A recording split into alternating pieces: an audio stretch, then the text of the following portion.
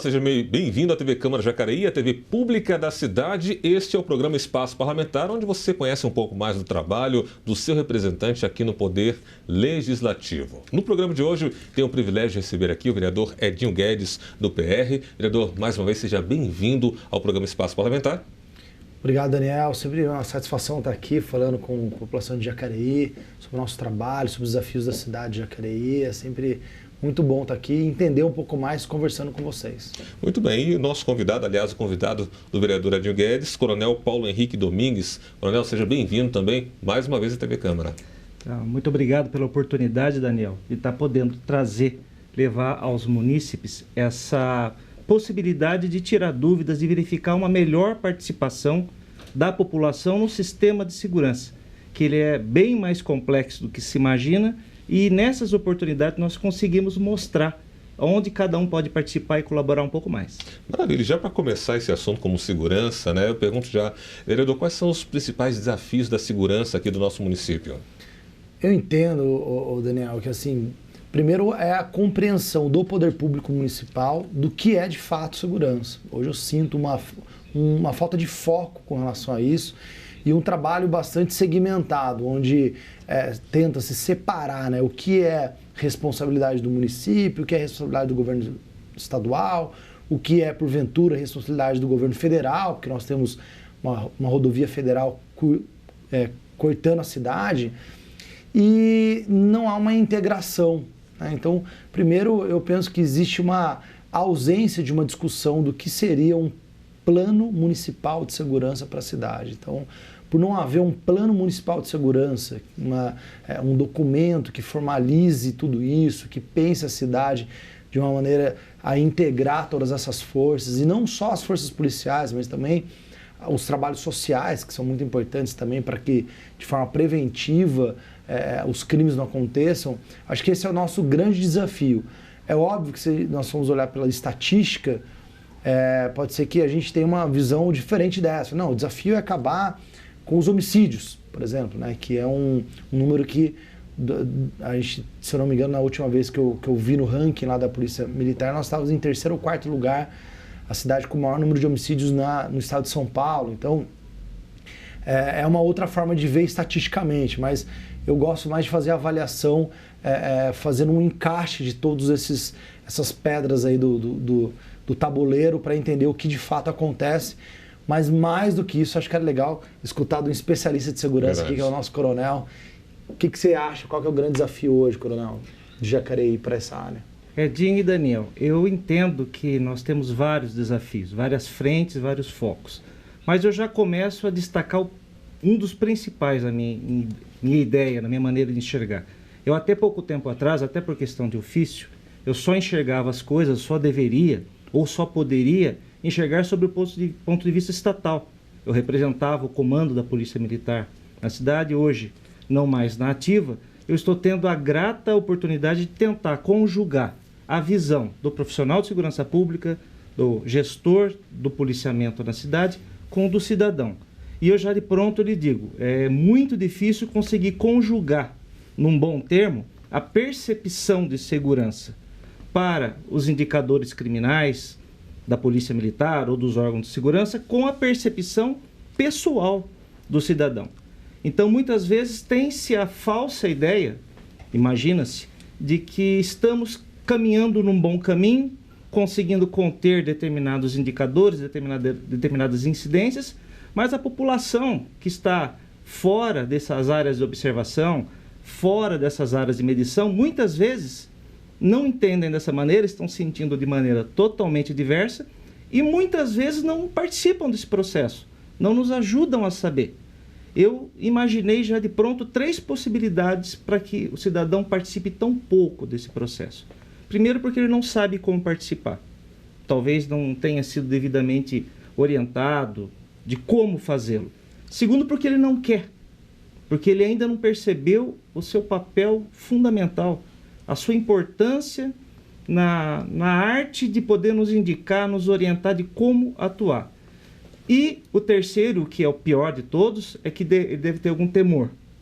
Então, cabe aos órgãos de segurança, de todos os níveis, dar essa garantia ao cidadão de que a participação dele vai ser segura, vai ser de maneira colaborativa e não para arranjar um outro problema para ele.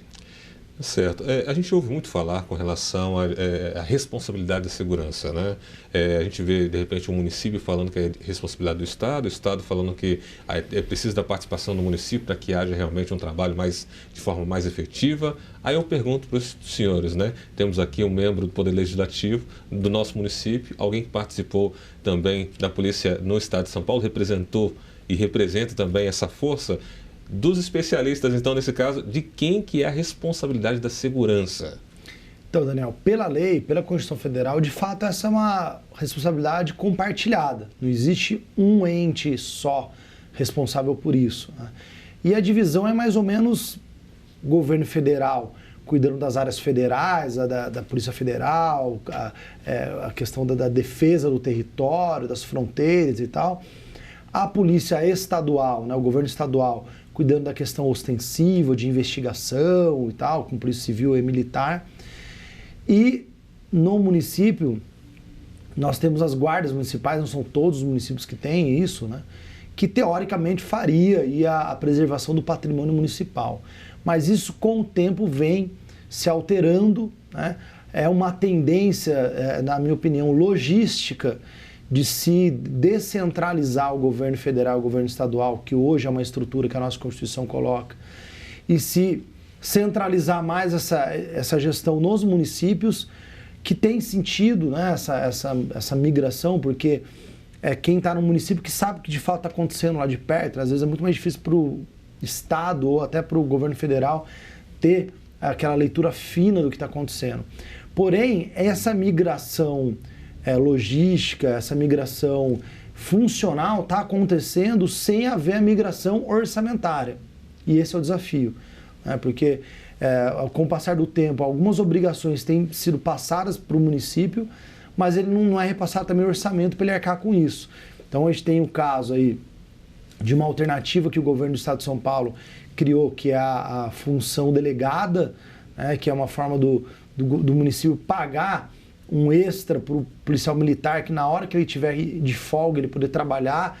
Isso ajuda num curto e médio prazo resolver o problema de efetivo na cidade, mas ao mesmo tempo mascara, né, um problema de não abertura de mais concursos e treinamento e capacitação para que tenha um número efetivo e que o policial que trabalhou possa ter o tempo dele de descanso, né? E tenha também a questão da remuneração mais digna, para que ele no descanso também não precise fazer os bicos que a gente sabe que faz, poder complementar a renda, porque infelizmente o pagamento do salário deles não é tão significativo para o custo de vida hoje do país. Então, em que pese a responsabilidade de ser dividida em três, hoje o que a gente vê é realmente um fluxo cada vez maior para a responsabilização do município. Esses tempos atrás também foi feita uma alteração na Constituição Federal, dando um pouco mais de poder para a Guarda Municipal. Então daí fica aquela história, a Guarda Municipal tem o poder da PM, não tem. E ao ter esse poder vai ter que ter mais investimento com armamento, com treinamento, para que não haja desvios de função, excesso, né, por conta dos policiais. Mas independente disso, eu vejo uma função muito importante, que daí sim é uma responsabilidade inata do município, que é cuidar dos problemas da cidade. E ao ter essa responsabilidade de cuidar dos problemas da cidade, é a responsabilidade dele integrar todas as forças policiais. Então, independente de quem seja a responsabilidade do custeio das diversas formas de atuar na segurança pública, integrar essas forças, eu penso que é a função do município. Coronel. Nessa questão, vereador Edinho, eu entendo que os papéis estão muito bem definidos nas diversas legislações que regem o assunto. Se cada um fizesse bem feito o que lhe é direcionado, já seria um grande passo. Se conseguíssemos integrar esse trabalho sem vaidades, sem barreiras que nós mesmos, ou as forças de segurança criam por si, com o nosso governo, seja estadual, municipal, voltado realmente para investir e colaborar com a boa vontade, eu tenho certeza que toda essa situação melhoraria bastante. Nós temos uma percepção até meio equivocada de que a segurança só se vai conseguir com polícia. Não é por aí. Várias pessoas já me questionaram quando comandava um batalhão ou outro. Essa situação ela já não é só de Jacareí. Coronel Paulo, por que não se traz mais policiais para cá? Por que não se fabrica mais policiais? As coisas são muito complexas que também não cabe a nós, nesse momento, entrar na questão orçamentária do Estado, de custear cursos, formação. Mas nós temos que ter determinadas certezas. Primeira, quem tem aquele grupo de policial nas diferentes regiões não quer soltar esse policial de jeito nenhum. Um policial que se tire de uma região e se tente transferir para outra, isso seguindo todo o trâmite administrativo, já causa um embaraço, causa um desgaste para os comandos. Então nós temos que procurar trazer a cidade, já que nós estamos falando do nosso município, já que nós estamos aqui que criamos nossos familiares, nossos filhos, nós vivemos, nós temos, na minha concepção, tornar a cidade mais atraente para o policial trabalhar aqui, para ele não ter vontade de sair. Nós poderíamos criar condições mais favoráveis para o trabalho desse policial. Com certeza o policial preferiria trabalhar numa cidade onde o seu trabalho não fosse dificultado até mesmo por ações ou por situações locais. Algumas áreas se fossem desregradas, algumas providências urbanísticas, sociais, ele vai querer você acha que ele gostaria de trabalhar numa cidade onde ele sabe que ele vai poder entrar com a viatura, mas ele não vai conseguir sair numa situação emergencial porque o asfalto, ou não tem asfalto, ou o asfalto é ruim, ou a via é esburacada? Não é fácil para um policial trabalhar num local onde não tem iluminação artificial, na parte noturna. Não é fácil para o policial trabalhar em áreas onde existem matagal, onde tem esgoto a céu aberto. Além de tudo isso, ser chamariz para a instalação da criminalidade naquele local. Então, quem não enxerga que o poder público local tem uma participação fundamental para uma cidade ser mais ou menos segura, não está enxergando de maneira ampla e devida o problema da segurança. Tá certo, você está assistindo ao programa Espaço Parlamentar, hoje recebendo aqui o vereador Edinho Guedes do PR e também a presença do coronel Paulo Henrique Domingues. Coronel, há pouco o senhor falou com relação à percepção, e a gente vê que esse assunto da percepção das pessoas quanto à segurança, ele é muito grande. Quais são as diferenças, né, nos indicadores dessa questão da percepção das pessoas com relação ao fator de segurança e aos indicadores reais, ou seja, daquilo que de fato está acontecendo com a segurança do município? Como é que o senhor vê essa questão? Eu não vejo que nós devamos culpar o sistema adotado pelo Estado, no caso, da mensuração. Antes termos essa mensuração do que não termos nada. Mas, infelizmente, ela é uma mensuração reativa. Ela mede o que já aconteceu. Ela mede num determinado período, quinzenal ou mensal, e que determinada área apresentou problemas. Só que esses problemas podem ter custado 1, 2 ou mais vidas. Pode ter custado a expropriação de bens de 1, 2 ou mais famílias. Então, o ideal é que nós tivéssemos condição de ir acompanhando essa mensuração, através de denúncias, através de informações, através de informes trazidos em reuniões oficiais ou extraoficiais da população, nos conselhos, em audiências de segurança, em centros integrados de segurança, onde houver. Ou seja, cabe ao poder público providenciar, proporcionar essas ferramentas de comunicação mais rápida dos problemas que o município está passando, para que nós possamos agir da melhor maneira para coibir esse incômodo que ele está passando. A gente já está finalizando esse bloco, mas eu gostaria de estender também ao vereador Edinho Guedes com relação a essa questão que o coronel acabou de falar, com relação à percepção, porque eu creio que o senhor é bem procurado também com relação a essa percepção que as pessoas têm, de chegar aqui pedindo mais segurança para o bairro, mais segurança para determinada área aqui da cidade. Como é que o senhor tem visto também essa questão da percepção e da realidade do que é apresentado?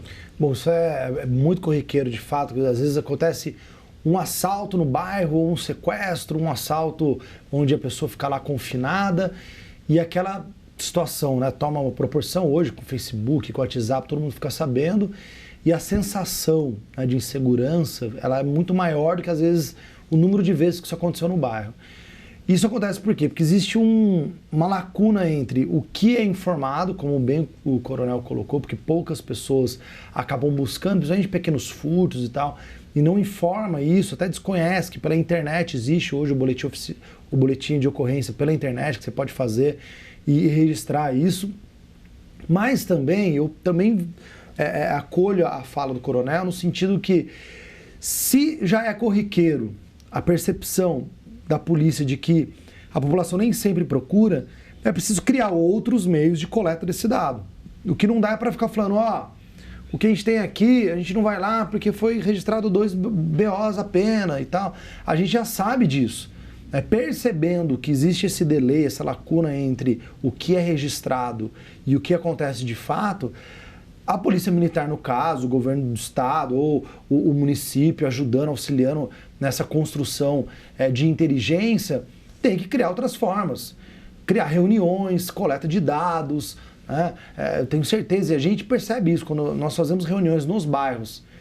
O que sai de relato, não, mas eu fui assaltado semana passada, mas levaram minha bicicleta, vocês fizeram BO, nem fiz, porque a bicicleta não tem seguro e tal. Então, assim, se a gente tem essa informação, a polícia também teria. Então, eu sou fã do trabalho baseado na medição, porque quando você mede, você tem uma chance muito maior de acertar na ação corretiva do que os números mostram. Então, assim, é muito importante que haja essa medição, mas tem que ser uma medição de um número mais confiável e mais próximo da realidade, porque com eles é possível daí fazer o trabalho de inteligência, onde às vezes gastando muito menos dinheiro, mas usando ferramentas adequadas, você consegue evitar o crime ou até inibir que práticas criminosas ocorram com a melhor iluminação, com a pavimentação, com monitoramento eletrônico, enfim, com ferramentas auxiliares que não só necessitem do gasto da gasolina, do policiamento ostensivo, de se arriscar a vida do policial que vai lá, tem que entrar no mato e tal.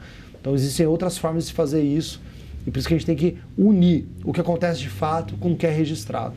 Tá certo, você está assistindo ao programa Espaço Parlamentar, hoje recebendo aqui o vereador Adinho Guedes do PR e também o coronel Paulo Henrique Domingues. Vamos fazer uma pausa no intervalo e voltamos já já.